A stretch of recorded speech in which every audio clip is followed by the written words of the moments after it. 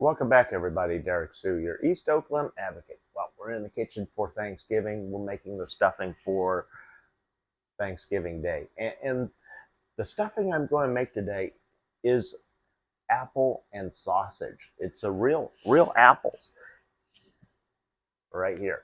These are incredible. I've made this stuffing going back to the mid 80s. And each year I use apples in there, plus real sausage. Um, this is still kind of frozen, and I'm going to get to why it's still frozen, but I use real sausage. I like the sage because I'm going to be adding sage into the stuffing mix as we cook anyway. But this gives it a very nice flavor other than the standard sausage flavor. And we're not going to throw anything out. And that's the great part about stuffing. Uh, you can make it really moist, or you can make it in a dry version. I'm kind of in the middle, right in the middle. Some years I've made a real moist version, but here's the thing: I no longer cook it inside the turkey. I cook it outside the turkey, usually up to 2 days, 3 days in advance. Anything more than that, you can actually freeze this after it's cooked. And once it's cooled down, keep it in the pot that you're going to serve or heat it in. And I use an oven-proof pot, and my microwave also serves as a convection oven. It's a multi-type oven. It's a 4-in-1, and so I'm going to be heating it up throughout the day, reheating my stuffing on Thanksgiving Day in this at 325 degrees for 1 hour. And I'm going to be watching for a crust on top of that stuffing once we get to that point. But anyway, Honeycrisp apples became available right around 1995. I remember, because how I remember is because where I lived was in Alameda, out in Harbor Bay Isle, or back then it was called Bay Farm Island, and it's a Safeway out there uh, at the landing, and they came out one year, Honeycrisp apples. And so typically in past years, I had used Granny Smith apples, which are great for pies because they're slightly tart, or the Pippin apples, which are slightly tart also, but a little sweeter than the Granny Smith. But once I got these and used it that year, I got so many compliments on the stuffing because while this cooks, the juices that uh, are in the apple itself begin to mesh with all the other flavors that are in your stuffing, and this gives it a very uh, uh, nice sweetness. I mean, a real bright sweetness to your stuffing. So you don't need to add any kind of sugars or anything. This will add a real brightness to it. But if you want kind of the tart taste, then go back to the Granny Smith apples, which are the green apples, or the Pippin, which are also green apples. But this works very well. You can also use the standard Washington red apple in case nothing else is available. But secret is you got to use real apple in the apple sausage stuffing that I create. And so on top of that, you have your celery, and we have the dreaded onions.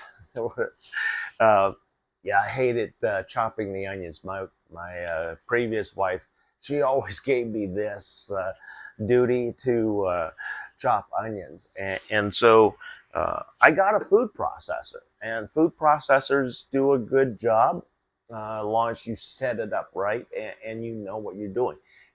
And on a setting like that in the chop mode, you definitely go through and use pulse only, and that way you can control the chopping.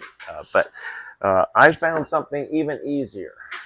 This one right here, and so I'm going to show you the quick and easy way to do this. Also, the quick and easy way to do apples, and have them consistent so that you don't have weird sizes throughout your stuffing.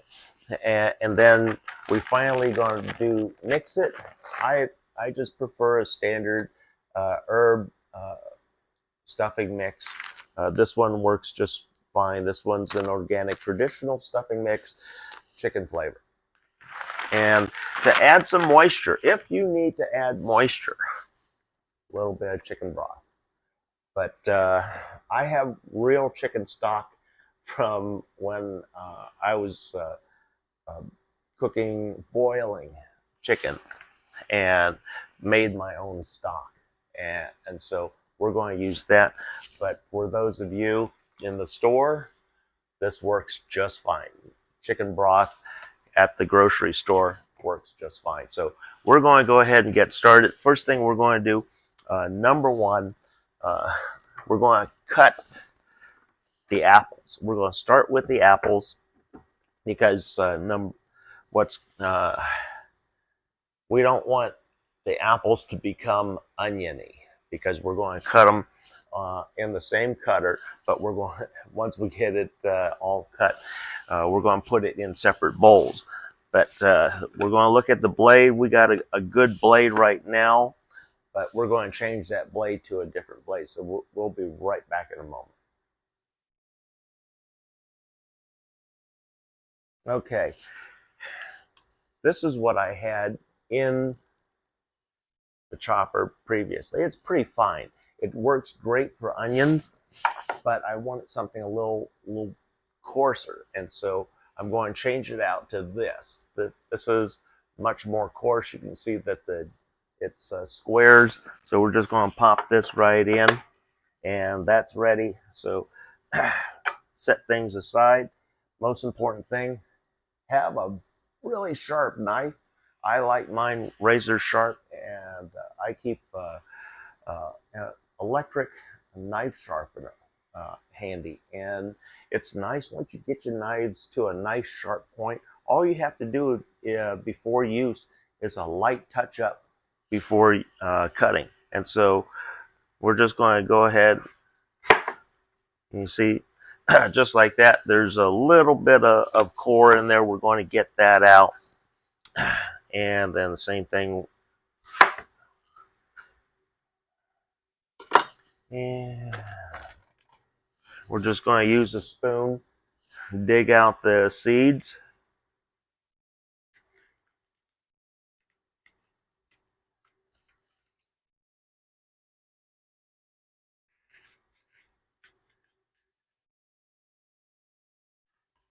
And then we want to cut off the very ends, because you don't want that core. You want to get rid of that core right here. See, right there, we're going to get rid of that. We want that core out of there. And then we also want the same thing on the very end of the apple. Get rid of where the blossom was. So anyway, that is a clean apple, and it should be sized to the cutting surface here. And so we're just going to make it right there. And so as you see, we have it all lined up. It's in place. And then all we have to do is just come and then just give it a good slam right down, and all the pieces are cut inside there. And so what we're going to do is get the first cut on all the apples, and then come back and then cut them in half. So again, we're just going to dig out the core. If you have an apple core tool, that could speed things up greatly too. I used to have one until my place was burned down, And they're handy little tools, and it's just one of those tools that you're either going to use it a lot or you don't use it at all. And I got that apple coring tool, and I used it a little bit, but it not enough where I saw value in replacing it. It's kind of a specialized tool that you have to be very careful with how you use. This is a little bit large, a little bit larger. There, we got it right there. So we have another one in, just like that. You slam it in, it's all cut. And then we go on to the next one. So that's how easy it is. So we're just going to make a little V cut right here to remove this section. And as you see, we've saved most of the apple, much better than a coring tool. But with a coring tool, you're guaranteed to get top to bottom. And then what I did just by simply using the knife, we did the same thing. But now we just have to cut off a little bit more so that it fits inside the cutter. And then just like that, it's cut. And then the last one, because you want to use 2 of these apples because you want that much moisture in your stuffing. You don't want to have to use the chicken broth, but chicken broth is good, but the flavors that the apple impart on everything radically changes the flavor profile. And so last piece of apple going in, and all of that part is done. One of the things that also want to let you folks know, have several cutting boards, one for meat and then one for vegetables. That way you don't have cross-contamination on your vegetables if there's some contamination on the meat, such as salmonella, but then it also works the other way on E. coli coming off of like lettuces and your farm produce. So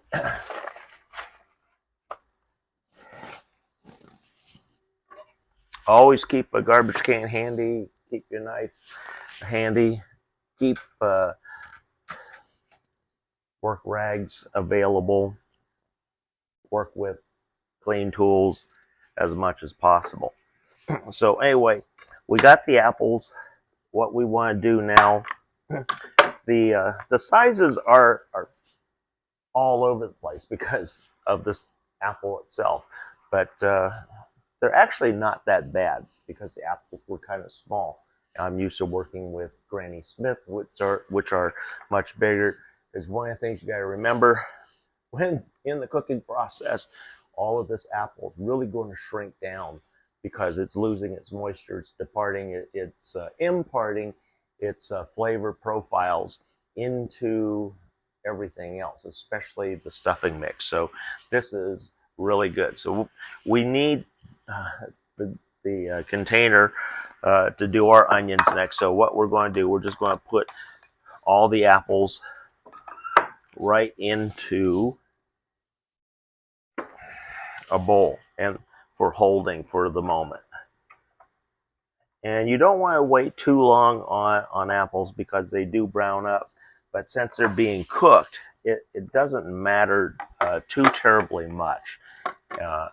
And so, but you don't want to drag it out either. So anyway, we're going to change the blades.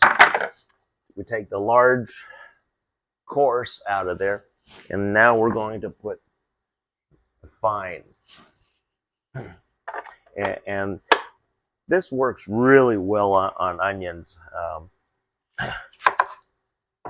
It saves you from having to cry.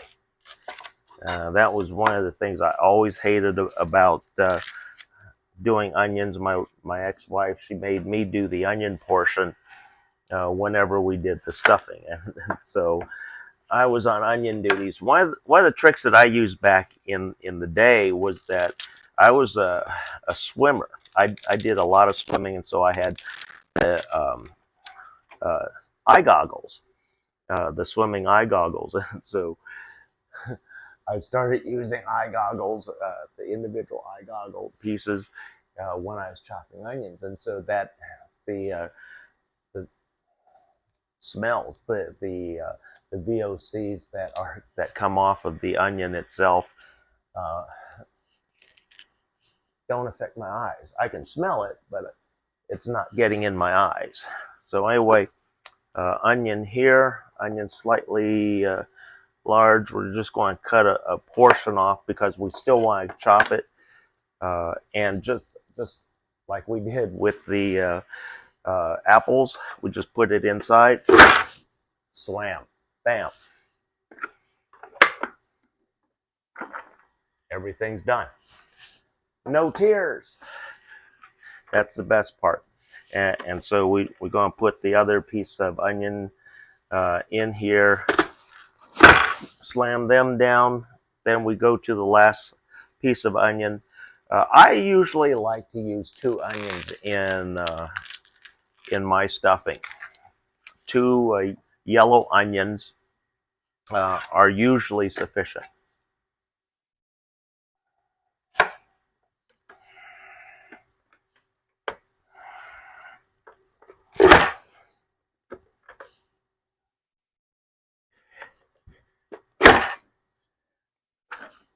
Just like that, onions are done and chopped, and they're ready for cooking. And so, so that we don't get the aromas of the onions out there affecting the eyes, we're going to leave them in here. This is why I decided to use this last. You always want to use this last. Cut everything else up first, because the onion could affect the flavor here on the honey crisp apples. Got one more, little bit more onion. I still got one more onion to chop.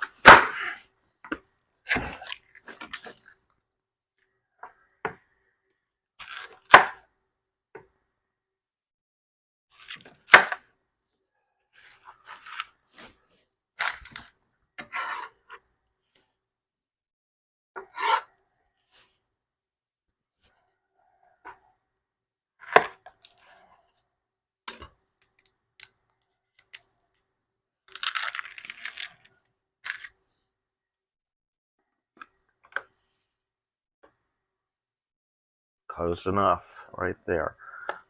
And so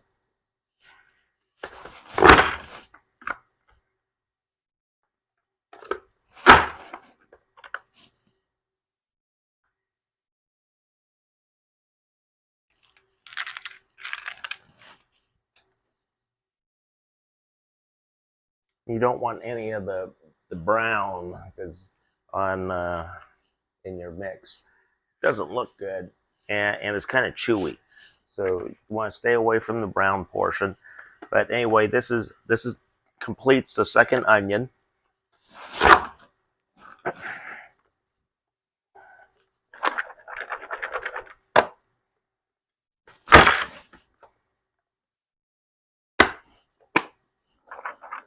Two whole onions chopped in just a couple of minutes right there. And so we have the onions cut, and now what we want to do, we want to do the celery. And so we have a food processor right here, and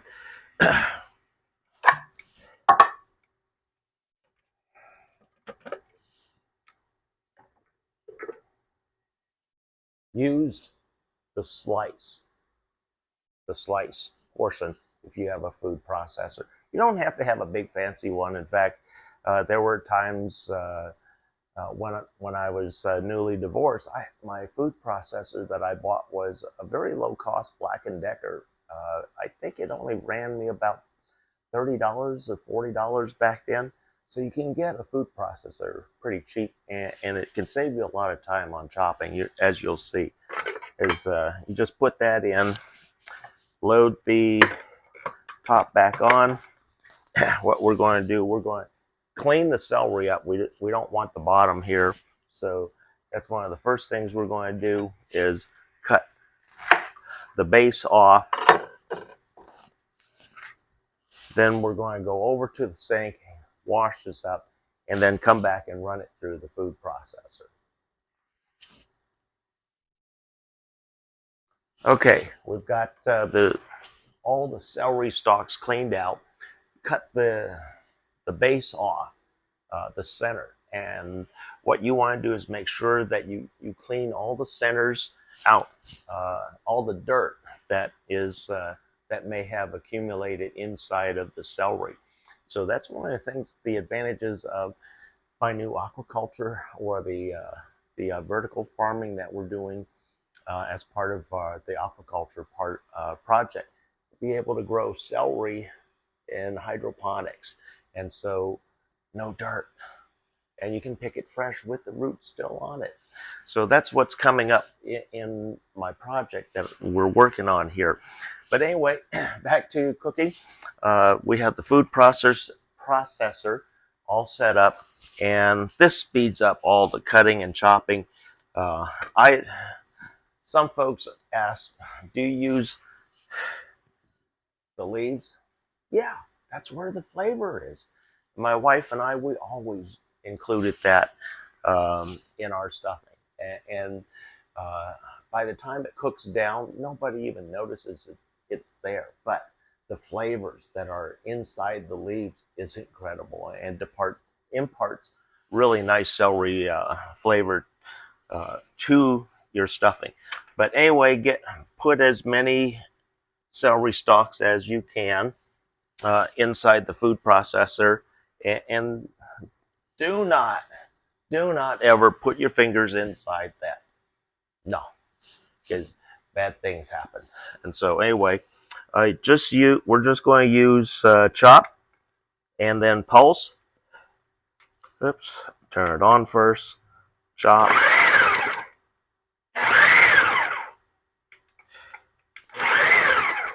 And once we get to this point, now we can just use the pusher.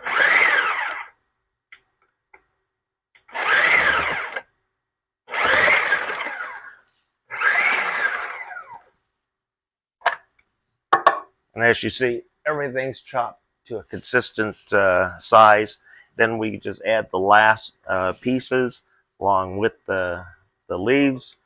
Again, we're going to be very careful at how we do this, because we don't want our fingers going in.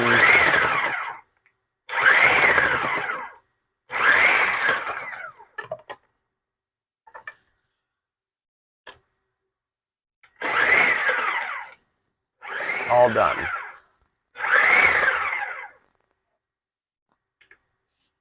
And that's it. It's all done. Just like that. I mean, you're always going to have some large pieces that get by. You know, we have that, but you can take those and chop them up. I wouldn't worry about it too much, because it's going to cook down. When we go to cook the celery and the onions together, we're going to be cooking it, sauteing it in a butter, and so it's going to shrink down anyway. So it doesn't really matter that much. But the large pieces like this, you should cut down, and so that's what we're going to do right now. We're just going to cut it into some smaller pieces, and then just toss it back inside of here. And this is now ready to go inside the frying pan. But we're not ready to cook this yet, because we still have to process the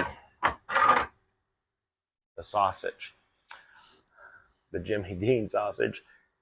Like I said, I like using sage for the stuffing, and anyway, I like to use it semi-frozen, because This has been out thawing for about an hour now, so it's soft.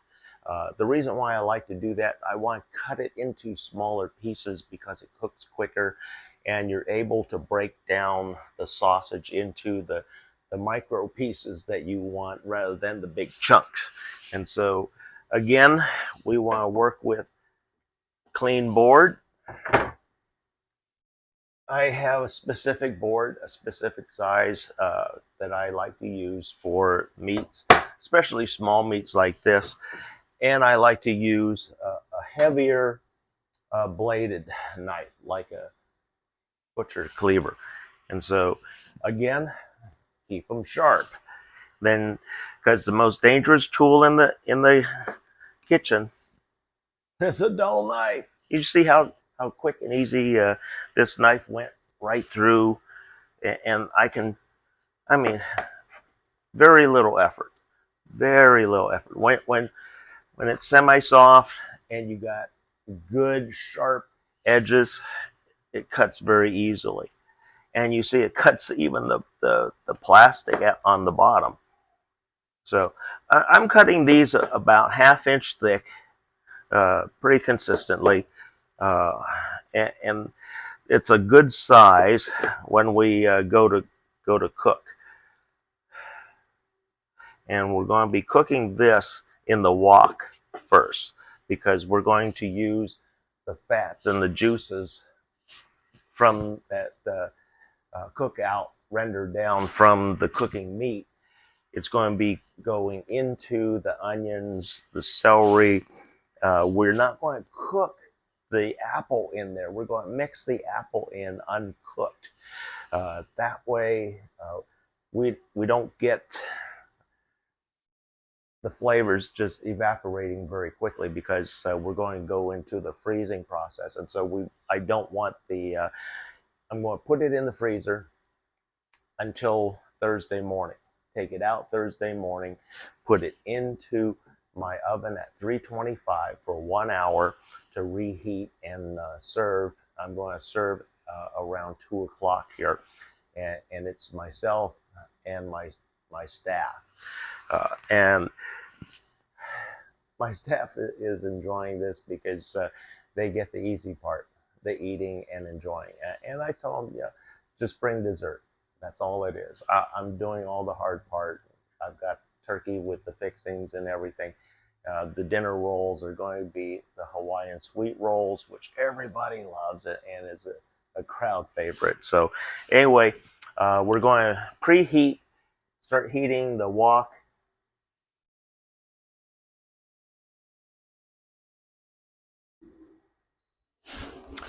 But what we want to do also, we want to get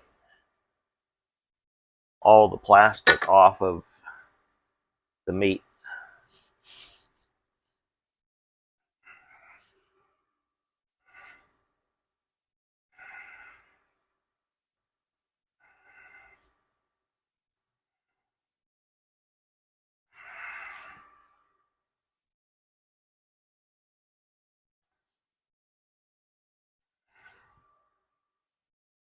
Once you have all the plastic off, what you want to do is separate these out. So I'm going to turn the camera over to the wok here. Okay, we have the pan heated. You can see that it's white hot. So this is going to cook really quick. And these are frozen pieces or semi-frozen pieces right now. So that's fine. We want that hot, because that's going to render down, and we're not going to throw the fat out. No, no, no, no, no, no, no. Because right after we remove all the cooked sausage, we're going to start immediately cooking the celery and the onions, and that's what imparts a lot of flavor. Along with that, we're going to melt in a stick of butter for the sautéing. So yeah, this is going to be good. Helps to have the stove on.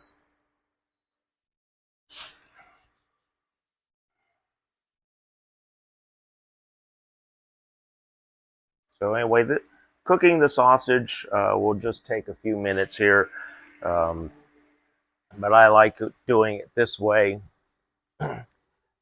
cutting it so that uh, the the sausage cooks faster, and then also you can break it down quicker with the spatula. And so um, you can use different types of spatulas. There's standard spatula, and then the baker's cooks spatula. I like using this because I can control the edge on this. And so anyway, as you see, it's cooking, and the fat is going to help keep this from sticking. It's just a matter of getting enough stuff down cooking and thawing at the same time. And so that's what we're doing with the meat, is not only cooking it and searing it, but we're also thawing it. And that's one of the safer ways to make sure that your meat isn't spoiled. It comes right out of the freezer. You know that it didn't sit out too long. It didn't get bacteria infested or anything. And so I just like using it in a semi-frozen state just for food safety. I work in the homeless kitchen when I was at EOCP here in East Oakland. I worked there. I volunteered for the kitchen when I first went in, and it gave me something to do. It rather than being out on the street, being depressed, yeah, gave me something to do with my hands and my mind. And I love cooking anyway, so that was the other thing.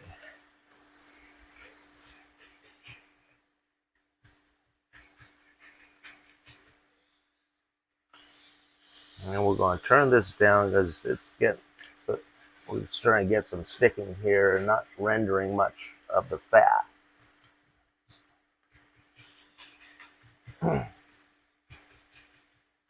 But you see how the spatula is chopping the sausage up, and that's what you want. You want a good fine chop on it, and then if you still don't think it's fine enough for you, that's where you can go back and use the chopping blade, not the slicing blade, but the chopping blade of the food processor, and grind it down a little bit more. What we want is just a light brown on the meat. We got a lot of pink here still, so there's still a lot that has to be cooked. But the most important thing is that we keep everything moving. Don't allow it to stick in the pan. And as you notice, I didn't put any grease. I haven't put any butter, nothing in there. And so what renders out of here, that's what's going to go mix in with the butter, celery, and the onions.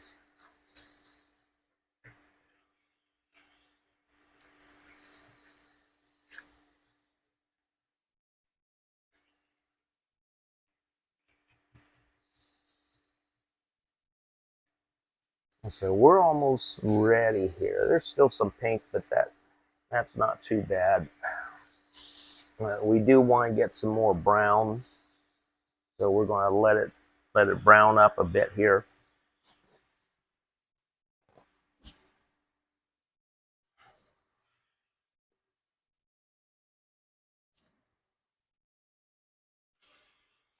So I'm going to gather some of my ingredients and put them closer to reach, because the next thing we're going to be doing here is cooking the celery, and the onions.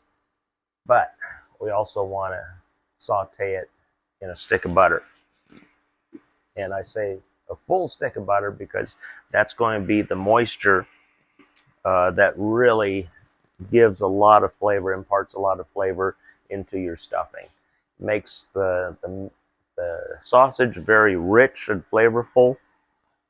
Imparts a incredibly buttery, creamy flavor into your onion and celery mix.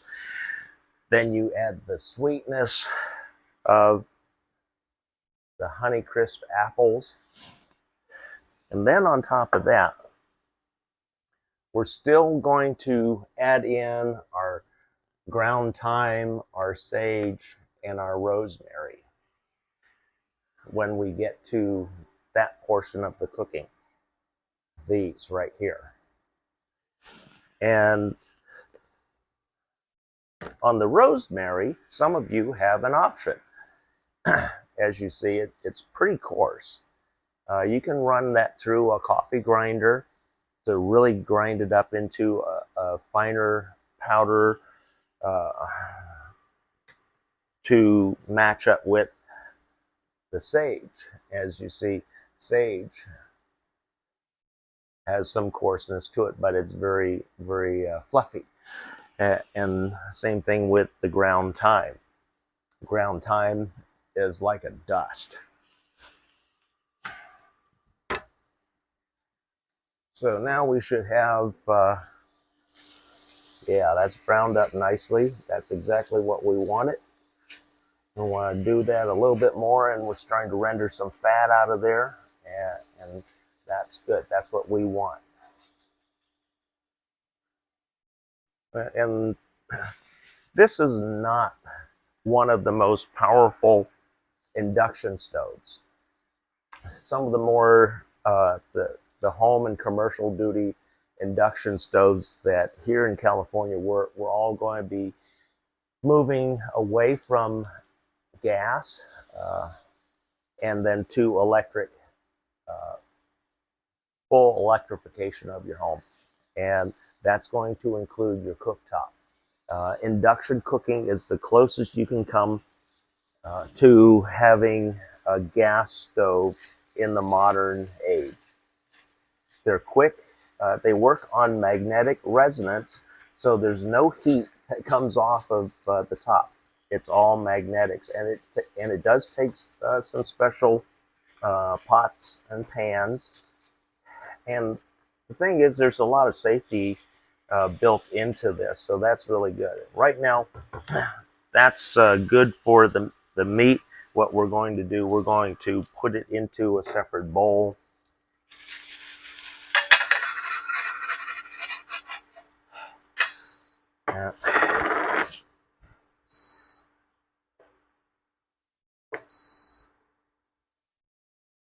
That's what we want to do. We want to try and keep the fat in there. We just want to get the meat out of there. But not a lot of meat rendered, not a lot of grease rendered out of there. So that's interesting, because a lot of times your sausages in the past had lots of fat in it. So now we got most of the meat out. This doesn't matter too much. You can leave that in there. Just scrape it loose. Is what we're going to do. We're going to throw this stick of butter in here.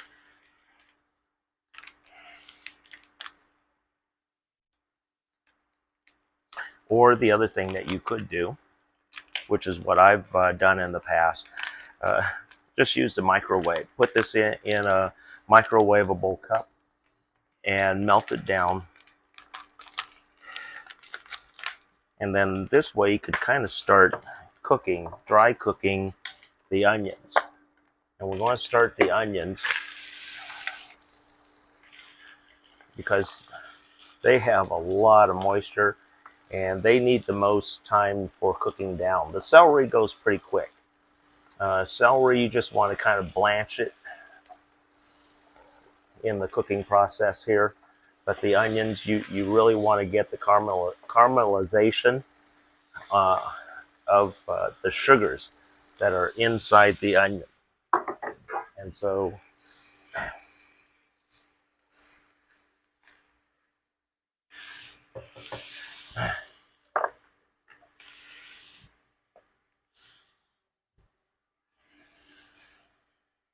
we're going to add the celery.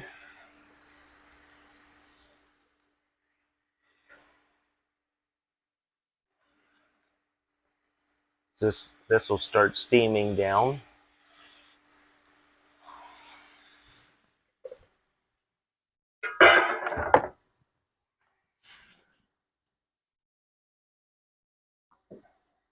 And what we're going to do, we're going to do the microwaving of the butter. So we're just going to take the whole stick, put it right in the cup, clean our hands. 1 minute. Should be no more than 1 minute to melt everything. Now what you want to do is you want to kind of toss and turn. And we're going to saute this. We just want to caramelize the onions. We want to get a little bit of cook down on the celery. We can now turn this up, turn it back up, because we got a lot of product here, a lot of celery, a lot of onion. Now that's just a single stalk of celery. It goes a long ways, and it does cook down. And then 2 medium-sized, regular-sized onions. That was it. And so now we have, as you see, the butter's pretty well melted. There's a little bit on there, but it's soft enough. We're just mixing it. And now, don't put all of it in that yet. We want to save some of that. See, now it's starting to smell really nice. Starting to smell, the onions are changing the smell, and then also the celery is becoming aromatic, meaning that we're cooking a lot of the moisture out, and that's what we want to reduce this down just a little bit.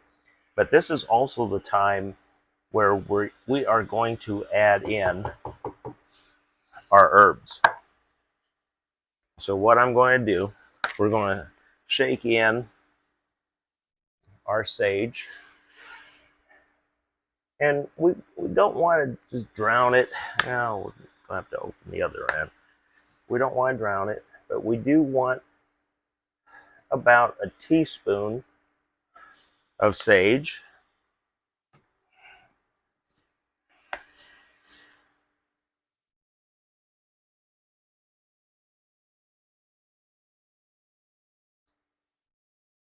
Teaspoon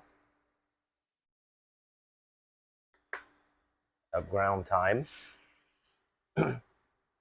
And today we're just going to use the coarse on the rosemary. But before we put the rosemary in, we want to do a little mixing so that we don't get any spots of onion or celery that are going to be just full of the herbs. We don't want that. We want it distributed all through the cooking of the onions. We want the onions to caramelize. We want the celery to reduce. And there's a nice aroma with, I wish you could be here to smell the thyme and the sage. And now we're going to add in the rosemary, and this is going to really make it aromatic. So, and we're doing the larger chunks because they're going to soften up. They're going to soften up. And again, about a teaspoon of rosemary.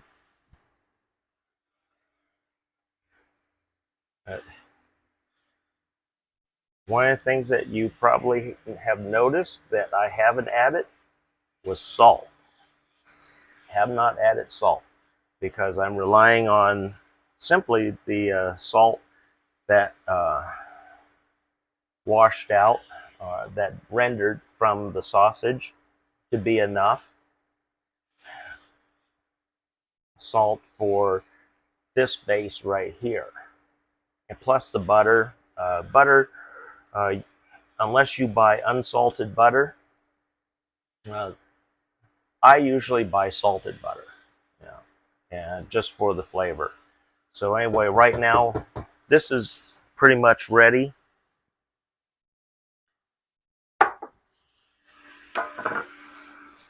As you see, it doesn't take long. It really doesn't take long. So turn this off, and we're just going to put it into, actually, we'll just leave that there. And we'll get, we're preparing a large bowl so that we can do the mixing. And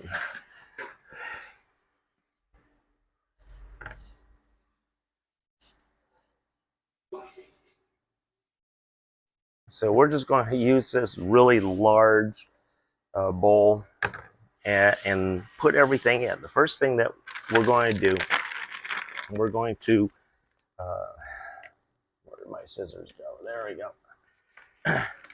We're going to add in the traditional stuffing mix because this is where everything is going to matter. And you see everything's perfectly dry, and that's where we want to start. We want that to measure the moisture that goes into this. And so next thing, first thing that we're going to do, we're going to go ahead, add in our onions.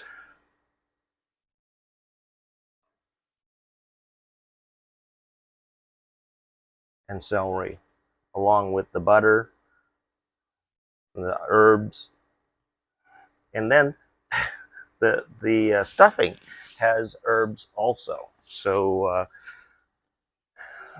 I haven't found any point where I had too much in the way of spices and herbs.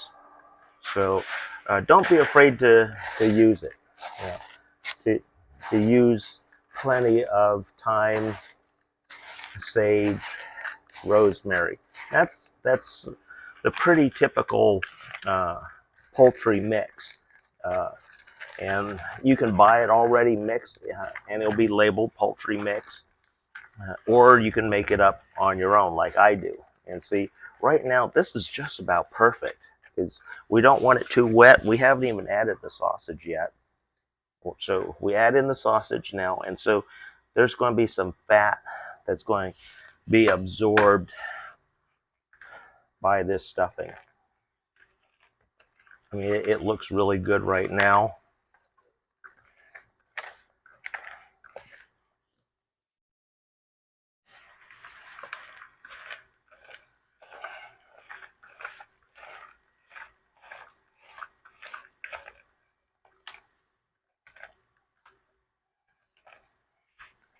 Okay, just about there.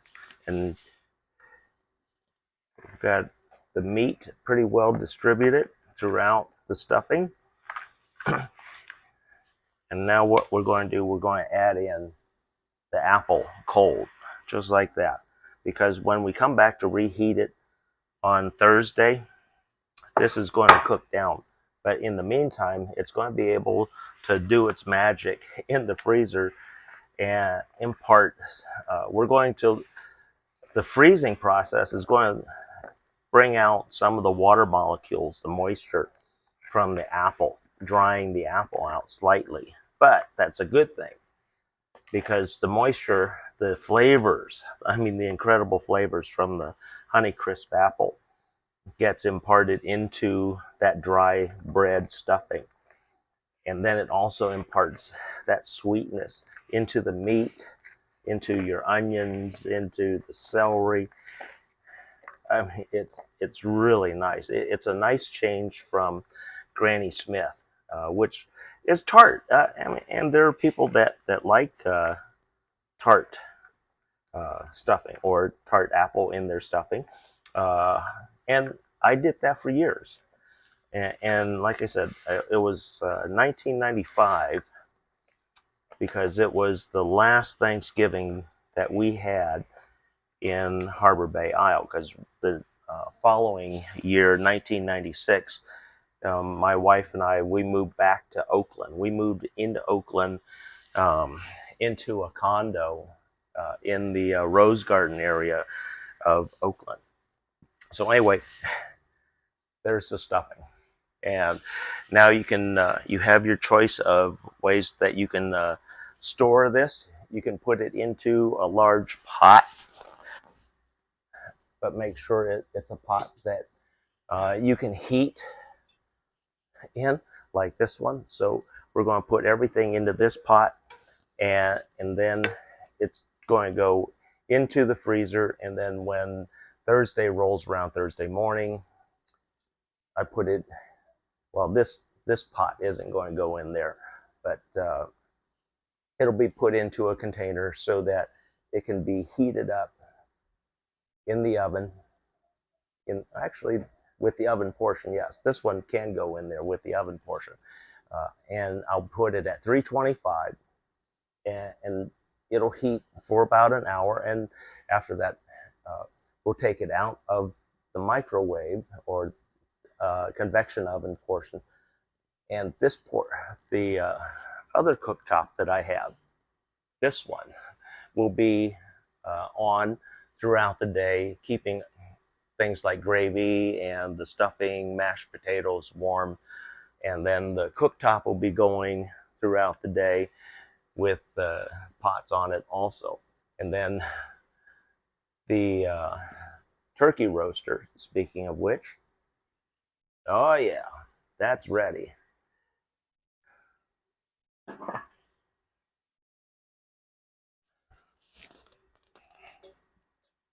Okay, folks, that's all ready to go into the freezer and ready for Thursday.